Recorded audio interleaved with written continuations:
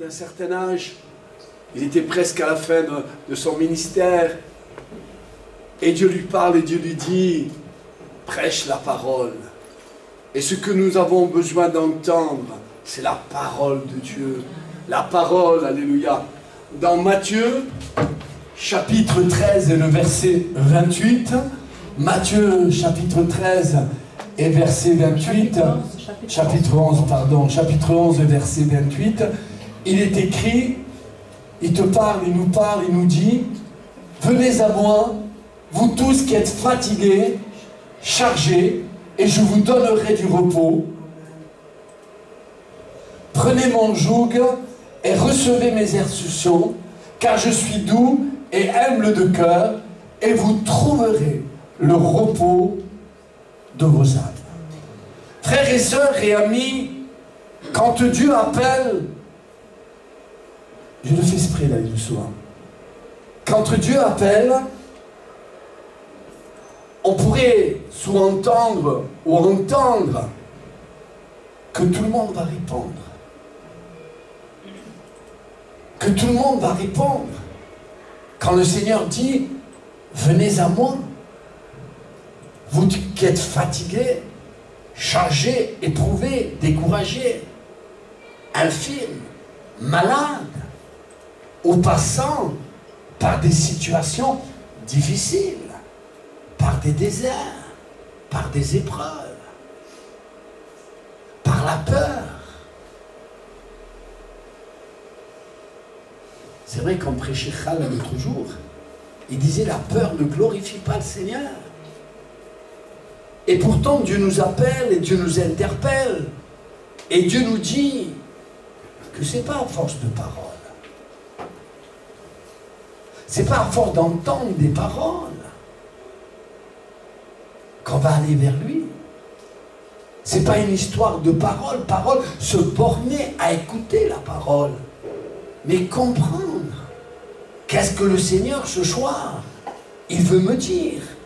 Peut-être pas pour ce soir, mais certainement pour demain. Qu'est-ce que Dieu veut me dire? Quel est le message que Dieu veut me faire passer? Vous savez, dans le Seigneur, il n'y a pas d'hasard. Tout est conduit par Dieu. Mais tu sais, le frère m'a invité, la sœur m'a invité, on m'a dit de venir, oui c'est vrai. Mais dans toutes ces invitations, il y avait la main divine de Dieu. Il y a la main puissante de Dieu qui te pousse à venir écouter sa parole. Et que dit sa parole ce soir? C'est que tu t'approches de lui.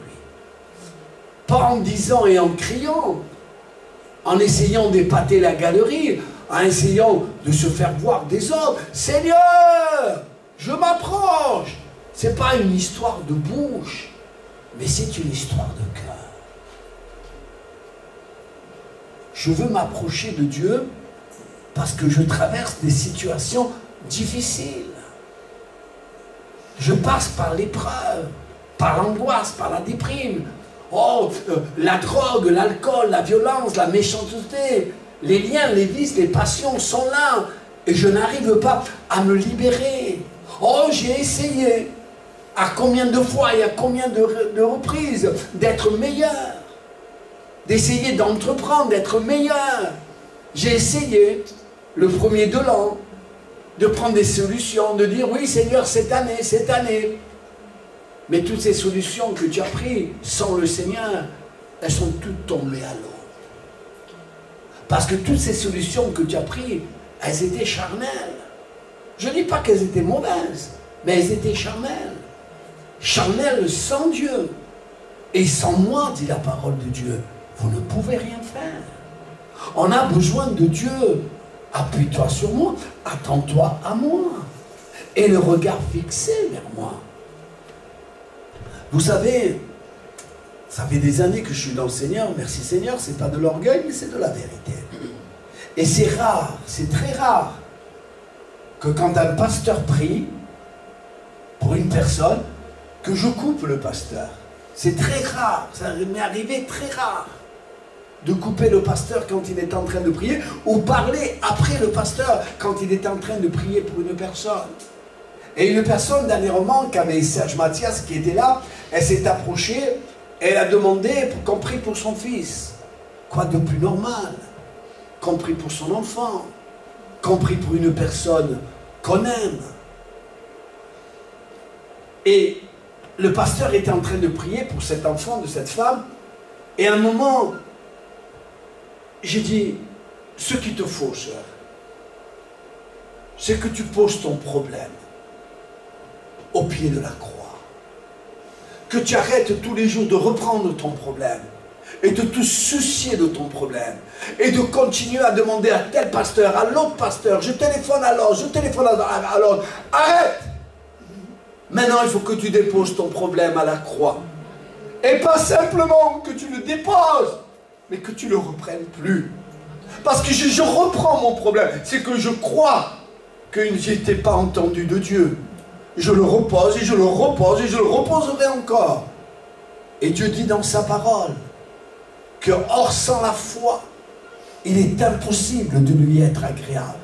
Pour être agréable à Dieu, je prends mon problème et je vais vers Jésus. Et je le pose à la croix. Et je dis, voilà mon problème, Seigneur. Et je le laisse. Et je ne le reprends plus. Je crois que mon problème est au pied de la croix. Et que Dieu va résoudre mon problème. Et c'est pour cela que nous reprenons nos problèmes et nos difficultés. Et nous voilà angoissés, déprimés, fatigués, malheureux. Et là, frères et sœurs, venez à moi, dit le Seigneur. Vous qui êtes fatigués. Vous êtes fatigués et vous avez besoin de repos. Non le repos que le monde donne, comme le monde donne. Le monde ne possède pas de repos. Le jour où tu entends sa voix, mais comprends-le une fois pour toutes, le monde ne possède pas le repos. Le monde ne possède pas la paix. Le monde ne possède pas la joie. Oui, une joie éphémère. Après avoir bu une bouteille de whisky, après d'avoir fumé une barrette de shit, après d'avoir essayé de bouger. Mais après avoir bougé, après avoir bu, après avoir fumé, qu'est-ce qui reste? Mais l'angoisse et la déprime. Et l'envie peut-être de refumer, l'envie encore de boire, envie encore de bouger. Frères et sœurs, la parole de Dieu dit, le jour où tu entends sa voix, n'endurcis pas ton cœur. Venez à moi, vous tous qui êtes fatigués, chargés, éprouvés, découragés. Tu n'arrives pas à trouver la solution dans ce monde. Parce que le monde ne possède pas de solution à ton problème. Non. Je voudrais laisser la place à Jésus. Et Jésus vient, et qu'est-ce qu'il te dit? Je t'aime. Mais Jésus, qu'est-ce que tu vas leur dire? Je t'aime. Et c'est parce que je t'aime que je veux le meilleur pour toi. Je voulais dire, tu ne sais pas, mais tu sais. Parce que vous entendez la parole de Dieu, vous avez entendu la parole de Dieu, vous êtes peut-être même, vous êtes né dans l'église. Tu sais que la parole de Dieu est la vérité. Mais n'oublie pas que Dieu, s'il prendrait ma place ce soir, qu'est-ce que tu dirais? Il est écrit, et je t'aime. Et parce que je t'aime, je veux le meilleur pour toi. Approche-toi de moi, et je vais m'approcher de toi. Laisse-moi m'approcher de toi. Comme disait le frère Eglabiel, oh, parfois on essaye, nous, d'aller plus travailler pour que notre foyer, notre petite famille soit gardée. On paye le loyer, l'électricité, l'essence et ceci, cela. On va travailler. On essaye que notre foyer aille bien. Mais dans le matériel, un foyer ne peut pas être gardé, ne peut pas être béni. Un foyer ne peut être béni que dans le Seigneur. Le foyer de Gabriel, il a été rétabli, mais dans le Seigneur. Et il restera dans le Seigneur pour qu'il soit béni. Pas dehors du Seigneur. Si notre vie, elle vient à être dehors du Seigneur, mais nous serons fatigués, chargés, éprouvés, découragés. Alors frère, je vais terminer car je sais que ce n'est pas à force de paroles qu'on va essayer de convaincre. Le seul qui peut te convaincre, c'est Dieu le Saint-Esprit. Lui peut seul te convaincre, pas un homme. Je laisse toute la place à l'Esprit de Dieu, à Jésus-Christ, Fils de Dieu.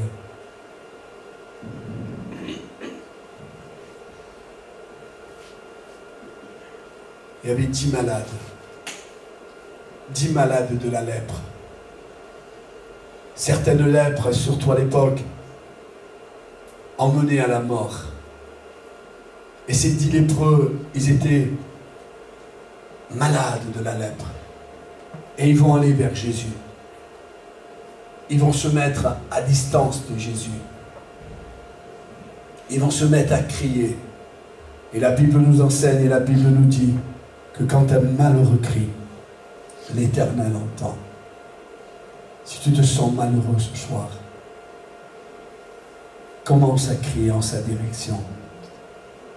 J'ai envie de t'exaucer. J'ai envie de te bénir. Mais n'aie pas peur de crier. Peut-être pas à voix haute, peut-être à voix basse, mais crie en direction du Seigneur. Et n'oublie pas que tu seras entendu des Seigneurs. Et pas simplement entendu des Seigneurs, mais exaucé par le Seigneur. Et là, ils se mettent à crier. Je termine, je ne suis pas plus long. Ils se mettent à crier en direction du Seigneur. Il y a des gens qui disent, je crie en direction du pasteur. Non, les pasteurs ne sont que des poteaux de signalisation. Nous disons pas nous, mais lui qui est mort sur la croix. Nous, nous n'avons aucun pouvoir. Nous n'avons rien. Lui, il a tout à donner. Alors nous, les pasteurs, ne sommes que des poteaux de signalisation. Et qui disons, Jésus, oui, qui veut venir habiter ta vie. Et là, ils se mettent à crier en direction du Seigneur. Elle dit, Seigneur, aie pitié de nous. Aie pitié de nous. Et le Seigneur leur dit, écoutez, allez vous montrer au souverain sacrificateur. Parce que le souverain sacrificateur est celui qui a testé. Quand un malade était guéri de la lèpre, il donnait comme un certificat, comme quelque chose pour dire au peuple ou au village où il habitait qu'il n'était plus lépreux pour contaminer les autres. Allez vous montrer au souverain sacrificateur. Mais qu'est-ce qu'il arrive?